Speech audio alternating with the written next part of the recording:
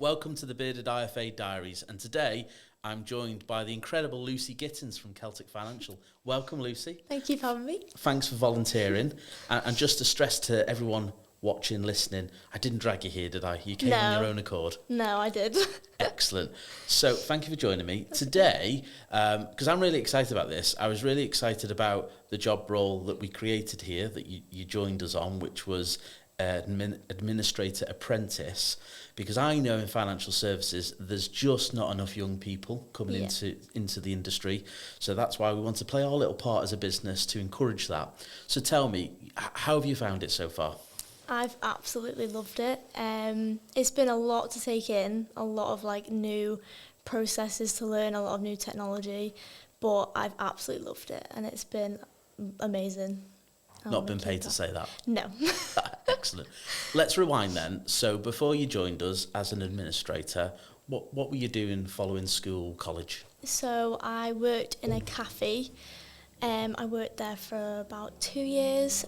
So I mainly served I did the customer service part of it. So I dealt with customers firsthand. I dealt with any complaints that I had. Which I think developed my customer service skills and led me to where I am now. So I really loved it there. Yeah, I really agree. And I know I've said this to you before, that the way you've already been able to welcome clients, greet clients, deal with them on the phone, and also face-to-face, it shows that you got that hospitality background. I actually think it's probably a really good thing for young people to do. One of my first jobs from leaving, well, actually while I was still in sixth form, was working in a petrol station. So you're dealing with lots of different people all the times, and I think that hospitality skills is really good, particularly in professional services, where you're seeing people from lots of different walks of life. When you're in that coffee shop then, doing the coffees, was there many different types of people that come to see you? Were you dealing with lots of old people, lots of young people? Was it a mixture? It was a bit of a mixture. So we'd have families. It was mainly a lot of older people. Some people that would just come because they might have been a bit lonely at home and just lived by themselves. So they'd come just to get out for a bit. And then we had a knitting club that came as well. Just loads of different groups of people, communities that would come and just sit and have a coffee and just get out the house for a bit. And we had, I had a lot of regular customers, so I built a lot of relationships there. So I had people coming in that would come in on a certain day every week, so I knew to expect them and I'd have their order ready for when they came. Amazing. That's as we would say in financial services, know your customer. That's KYC in action there. I think it's really interesting you say about the relationships and the support network that you ultimately were providing for lots of different people. With the rise in technology, and I know you've seen it since joining us in terms of how we use AI and how we use technology to do our job a bit easier, I think it's that relationship piece that is ultimately going to still keep us in a job. Dealing with people, being empathetic, having an ear for listening to people's problems. Did you do a lot of that then, I'm guessing, with customers coming in? Yes, I did, yeah. Yeah. We get it as financial advisors often. I feel like anyway, I might be speaking for myself here, but a bit of a psychiatrist, sitting down with people's problems. Yeah. I have to say, look, I'm only here to talk about money, really. Yeah. Relationships and all these other problems I'm not so good at. So, that's interesting. So let's go into your job here then, apprenticeship. How have you been finding, if I get my words out, the role of doing the day job and sort of that educational piece? How have you found that balance? I think it's been quite easy to balance because I've had a lot of support from Celtic. So I have a slot on a Wednesday where I do my apprenticeship work on the afternoon. So it's been very easy to balance. Plus I'm on track with all my work, so It's going really well. Good. You not found it too boring? No. I suppose if you've only got a small allocation of your working week, I suppose that's good for actually other businesses to be aware of, that if you take on an apprentice, it's not like you're having to sort of park them most of the time because they're doing studies. Actually, you are doing lots of work for us. Yeah. What's been the most enjoyable part of the job with us so far? I would say, I love the people here. So I genuinely enjoy just coming to work anyway. But I'd say my favourite thing is actually just phoning up providers, because I've noticed I've like built relationships with them. So every Wednesday I call for like valuations, and there's a certain lady who always recognises my voice. So it's quite nice to know that I've got like relationships outside of the business as well. Oh, that's cool. That's interesting. Didn't know that. So that's really good. Good learning that. In terms of that piece, do you feel that since you started, it's been a few months, 2 or 3 months? Yeah. Although it feels like you've been with the team for ages. Yeah. Have you found that your telephone skills have improved over that? Yeah, way that short better. period? I feel like I used to get quite nervous on the phone, whereas now I can just call up and it just comes easy to me now. So Excellent. definitely.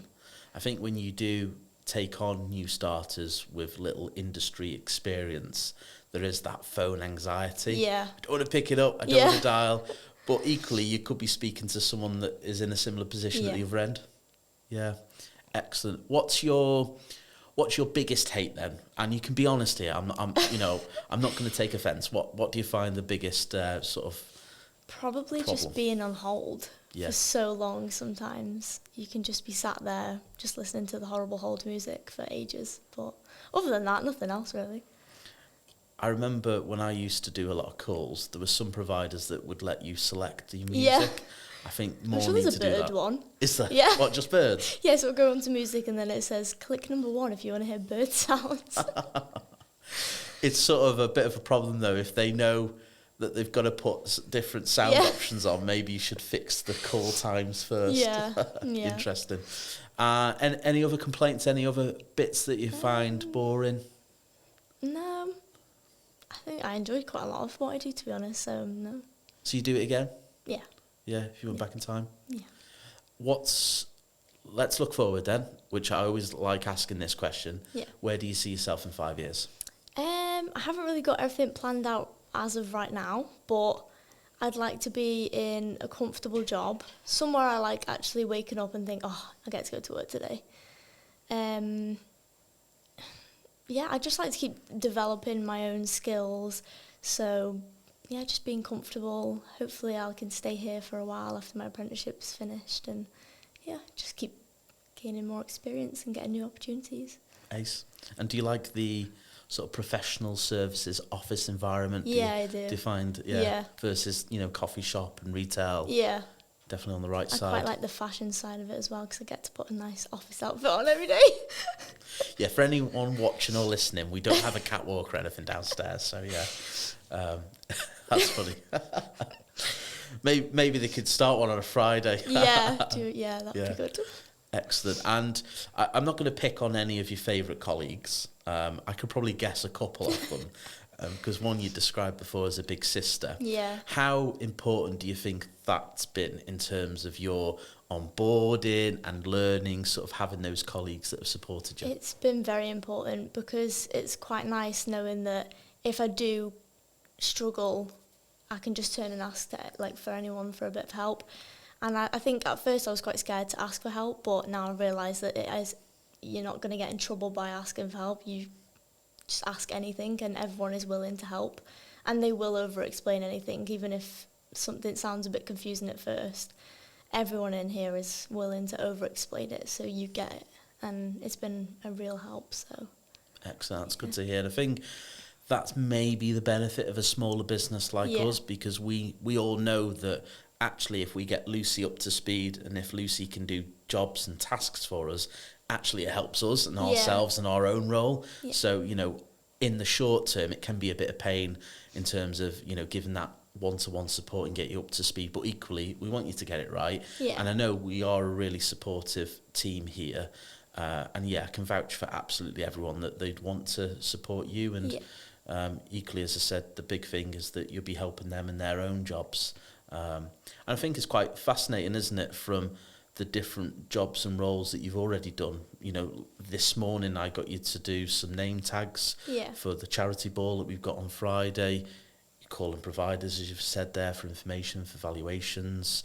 Any other things that you've got involved in? I do the post. And we have a lot of posts, don't we? Yeah, save all the files. I've been getting new tasks to call up and ask questions that maybe I don't understand, but calling and actually asking for them is making me understand them a lot more. So that's been interesting. And for any providers listening, Lucy does deal with a lot of providers post every morning. And please just send it via email. You'll save yourself a ton of money. Postage is so expensive now. Envelopes are expensive. Paper, ink, it's all a waste. I just don't know why more providers don't send it electronically. It's so much easier by email. Big time. And the amount of recycling that we put in that bin to be, sent off securely to be recycled, it's just crazy. Yeah. It fills up every few weeks, doesn't it? Yeah, it does fill up fast. Yeah, top tip for any providers listening. Any sort of recommendations, suggestions for other young people? Because if I ask you this question, when you're in school or college, did you know about financial planning? Did you know about what we do in financial services? Until I looked at Celtic Financial Planning, I had no clue. So I think it's probably important for younger people to learn a bit earlier on, maybe in high school or college, because we don't get taught that sort of stuff. So no, I think Mould Allen, other high schools are available. Mould Allen recently, well, I say recently, probably 3 or 4 years ago, they've started their own job fair now. So they ask different businesses to come in. I think they have 50 or 60 in the sports hall, all from different industries. I think that's a good idea for students to understand what different roles are out there. But definitely agree, there needs to be more done in that space to encourage young people into financial services. Is there any advice or guidance you'd give to other young people that are maybe thinking about a career in professional services? Definitely do it. Even if you were to do it through like an apprenticeship like I have, you can have experience in the industry yourself whilst you're learning. So I think that's quite important, because you're not just diving into it, you're learning as you progress, which I think is important. Plus it actually makes you think about your own finances and your future, so I think that's also important too. I love that, Lucy. Yeah, spot on. It's funny, over the years I've seen people coming into the industry, and I think whatever they do, they always become better at their own financial planning. On that piece about education, one of the reasons I really like financial services, I didn't go to university, I didn't get a degree, but over many years, 21 years that I've been doing this job now, I've been able to do further exams. Are you excited by that prospect that you're doing the MVQ at the moment, but there is a whole host, and I know you've seen Megan, Beth, they're all studying at the moment. Is that of interest going forwards, do you think? Yeah, I would like to try and do some exams in the future. Yeah. Excellent. I'm going to flip the script now. We've got a few minutes left. Anything that you want to ask me, you could be the host and the interviewer. Okay. I don't want to put you on the spot, but... What's your favourite part about it? Of the job? Yeah, of the whole job. That is a great question. I am a people person. I love people. I love sitting down, and I suppose I'm nosy. I like to be inquisitive. What do you do? How did you get to where you were? What are your goals, your aspirations? I really love that piece. And then I really love the piece of problem solving, saying, well, this is where you are at the moment, this is where you want to be, how do we get you from A to B? I really love that piece. But yeah, I think it's just my drive in terms of liking dealing with people. Yeah. Liking and dealing with people that I really, really enjoy. Is probably and my the flat favourite white bit. Coffees from the... Yeah, it's been a game changer, and clients love that new coffee machine. They do. As much as it's high maintenance, I know you have to look after it every morning. Yeah. It's like a fragile baby, isn't it? Yeah. Keeping it going, and it always needs more beans. But it's a much nicer client experience having a fresh cup of coffee. So again, any firms that are listening, I would strongly recommend nice coffee. It goes down really well with clients. Mm-hmm. Absolutely. Anything else? Any other questions? No, that's everything. Excellent. Lucy, you've been amazing. Thank you. I think you're really inspiring to other young people. You've taken to it like a duck on water. And again, I'm not just saying it because you're on the podcast and the kind words that you've said about Celtic team. It's something that I hope more firms across the UK really look at and invest in young people, because we've already seen the payoff, which is, you getting stuck in, being great with clients, being great with providers. And I think it's often a bit easy for firms to dismiss that idea because don't want to take young people on, there could be a bit of a liability. But I think it's like taking any role on, you've just got to go for it sometimes, and the payoff can be great. So thank you for getting involved. You're the first volunteer, so big credit for that. I hope that's been interesting. If anyone is interested in the industry, please check it out. Financial planning, I think, is a hugely rewarding career. And I think with the rise of technology, if you're relationship and people driven, it's a great opportunity to be involved in what we do as financial planners. So thank you for listening.